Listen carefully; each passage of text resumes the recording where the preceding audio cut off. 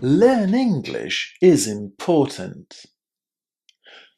To learn English is important. Learning English is important? Which one is correct? In this video, we're going to talk about the possible verb forms we can use at the beginning of an English sentence.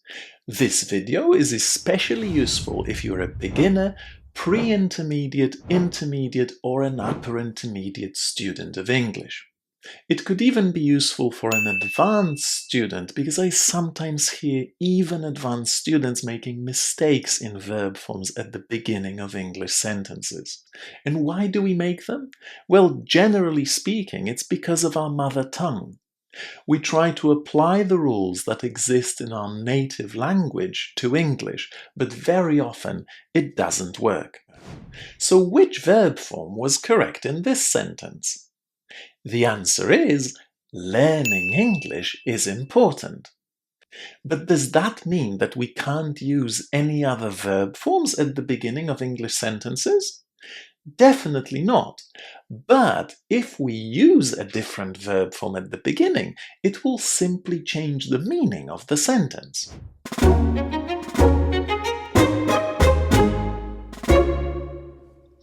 I could say, learn English because it's important.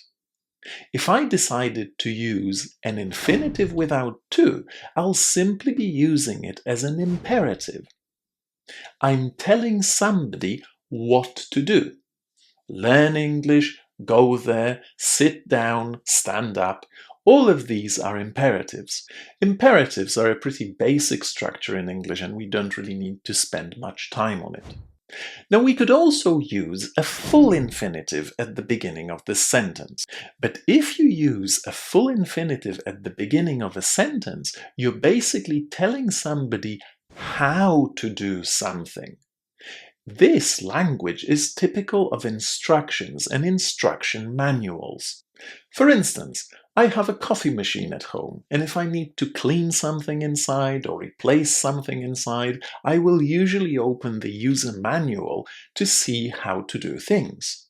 And the structures I'm going to encounter in the user manual are all going to start with to. To replace the water filter, you need to do that. To clean that part, you need this or that. To learn English well, you need to practice hard.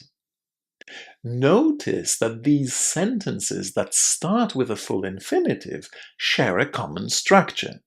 There is a clause, a little comma, to learn English well, comma, you need to study hard. Another clause, comma, clause. This is very typical for language of instructions. Another thing you can remember if you have doubts whether you should be using an infinitive, a gerund, or a full infinitive at the beginning of the sentence is that if you can replace this verb with in order to, you should definitely be using the full infinitive, the infinitive with to. For example, in order to learn English well, you need to study hard. In here, we can replace to with in order to, and the sentence will make perfect sense. Now let's come back to our first example. Learning English is important. Why is there an ing at the beginning of this sentence? Well, the answer is that this ing is not actually a verb. It's a noun. It's the subject of the sentence. If you have any doubts about this, let's simplify this sentence and say, learning is important. Learning is the subject, it's the noun here, and it's followed by the main verb. The subject, of course, can be more extended, and we can say, learning English is important. Or we can extend it even more and say, learning English every morning is important. However we decide to say it, the word with the ing here is a noun. And this is something you can remember in general in English. You can put an ing with any verb and convert that verb into a noun.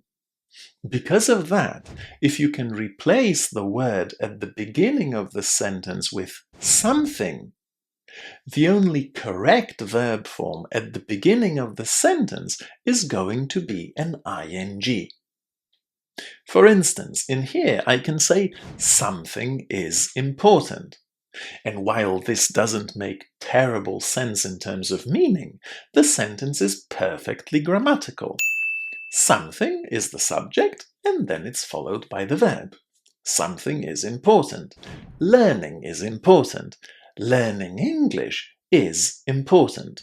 So if you can replace this verb with something, which also finishes in ing, by the way, then you need to use an ing at the beginning of the sentence. So, let's revise. In English, you can start a sentence with a verb in 3 possible forms. You can use an infinitive without to, and in this case you are going to be giving somebody an order. Go there, do this, write that down. You can also use a full infinitive, so an infinitive with to, and in this case you'll be giving somebody an instruction, telling them how to do something. To be fit, you have to do exercise. To eat well, you should eat vegetables, and so on and so forth. And finally, you can convert the verb at the beginning of the sentence into a noun by adding an ing. This verb can always be replaced with the word something, and the sentence will still make grammatical sense. Now, before we move on to the final part of this lesson, I just wanted to let you know that if you really want to improve your English, you should consider joining my online learning community, Your English Upgrade.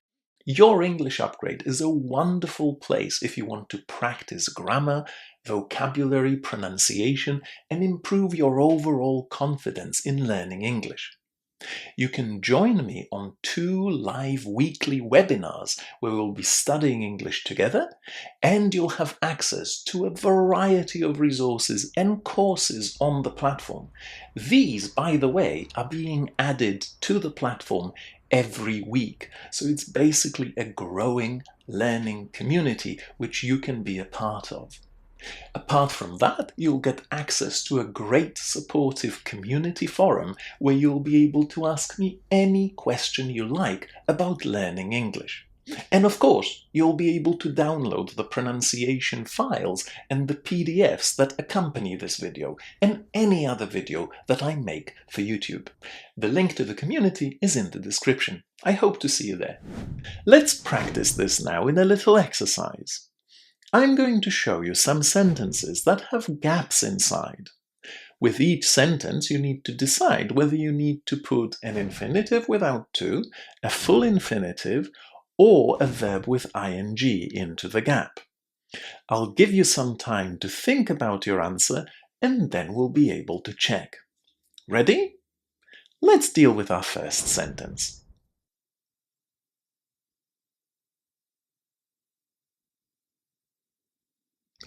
Running fast is easy for me. Notice that in here, running fast is the subject of this sentence, and it's followed by the main verb. This is why we need an ing. Next sentence.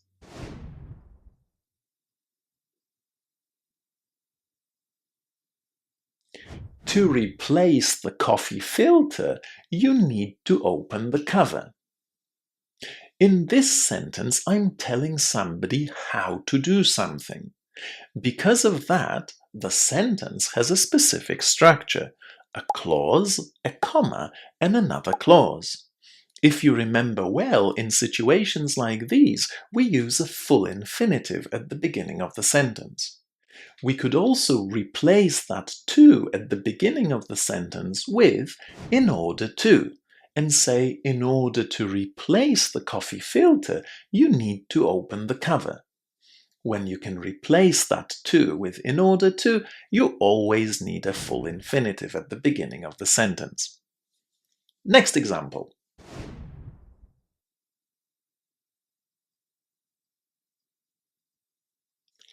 Having breakfast in the morning is important.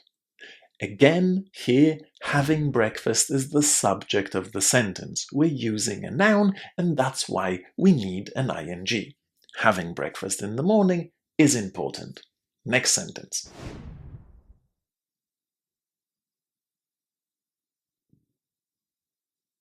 Studying new words is hard sometimes.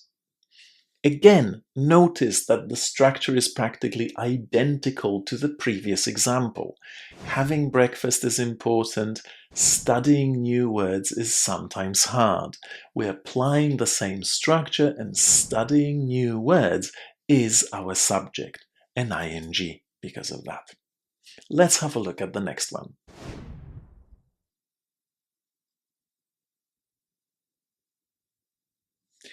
Paint the wall again, please. In here, I'm clearly not happy with the way the wall has been painted, and I'm telling those people, whoever it is, to paint the wall again. I'm using the imperative, so I'm not going to put a to with the verb at the beginning. I'm simply going to use an infinitive without to. Paint the wall again, please. Next one.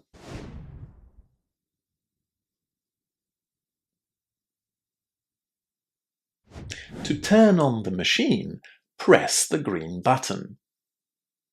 We're giving someone an instruction here and telling them how to do something. In situations like these, we need a full infinitive, and remember again that this to at the beginning can easily be replaced with in order to. In order to turn on the machine, you need to press the green button. One last sentence.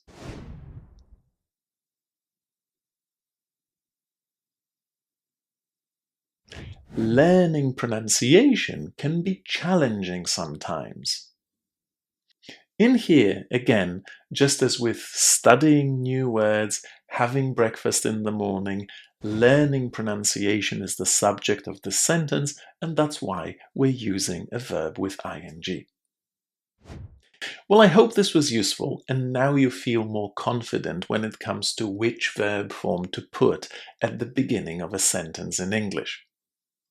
If you have any more energy to study English today, have a look at one of these two videos, and I'll see you right there. Oh, and don't forget to subscribe!